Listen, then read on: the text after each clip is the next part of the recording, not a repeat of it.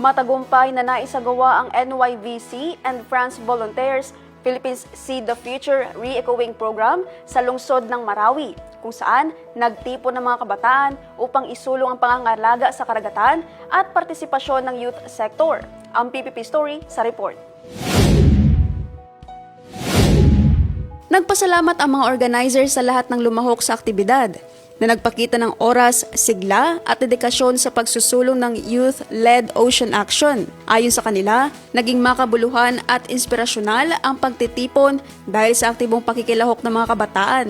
Isinagawa ang programa sa tulong ng Embassy of France to the Philippines and Micronesia. Katuwang ang Infinity Capitol Hill, Our Street, Mindanao Institute of Technology, Bangsamoro People's Party, Rambayong Council at ang tanggapan ni Member of Parliament at Deputy Floor Leader Bangsamoro Transition Authority Parliament, Attorney Ras Mitmog. Layunin ng inisyatiba na palakasin ang kamalayan at partisipasyon ng kabataan sa pangangalaga ng karagatan at sa pagsusulong ng sustainable development. Binigyang diin ng mga organizer ang kahalagahan ng sama-samang pagkilos upang maprotektahan ang kalikasan at mapalakas ang mga komunidad bilang hakbang tungo sa mas napapanatiling kinabukasan. Naphtali Velarde, iMinds, Philippines.